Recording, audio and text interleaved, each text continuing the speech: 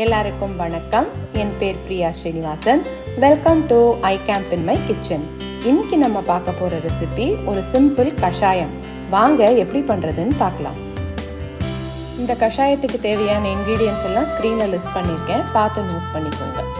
இந்த கஷாயத்துக்கு நம்ம வீட்டில் டெய்லி யூஸ் பண்ணுற மிளகு, இஞ்சி, ஜீரகம், தனியா இதெல்லாம் தான் சேர்த்து யூஸ் பண்ணியிருக்கேன்.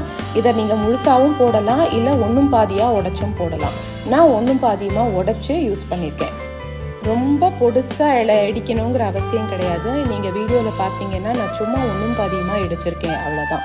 இது இடிக்காமலேயும் நான் சொன்னாப்புல இடிக்காமலே அப்படியே முழுசாக கூட போடலாம், ஒரு வித்தியாசமும் இருக்காது.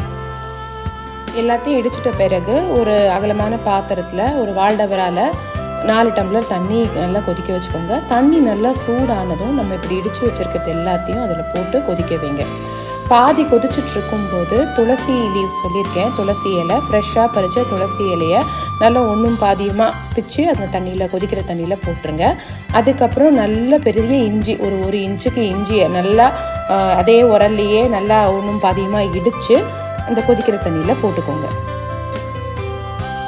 உங்களுக்கு இஞ்சி கிடைக்காது அப்படின்னு சொன்னால் சுக்கு பொடி யூஸ் பண்ணிக்கோங்க. ஒரு 1/2 டீஸ்பூன் சுக்கு பொடி போட்டு சேர்த்துக்கோங்க. இதில் நான் அஜ்வைன் ஓமம் யூஸ் பண்ணியிருக்கேன். அப்படி உங்கள்கிட்ட கற்பூரவல்லி இலை ஃப்ரெஷ் இலை கிடைக்கும் அப்படின்னா ஓமத்தை அவாய்ட் பண்ணிவிட்டு ஃப்ரெஷ் கற்பூரவல்லி இலை ஒரு 4-5 இலையை சேர்த்துக்கோங்க.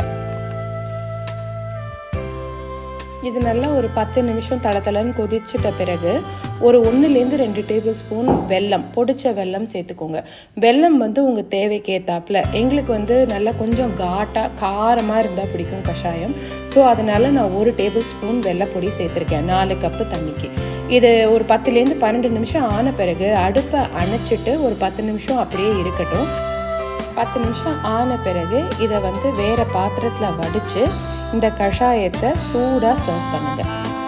இப்போ பனிக்காலம் ஆரம்பிச்சிருச்சு, எல்லாருக்குமே ஒரு இருமல், ஒரு தும்மல் அப்படி இப்படின்னு வந்துகிட்டே இருக்கும்.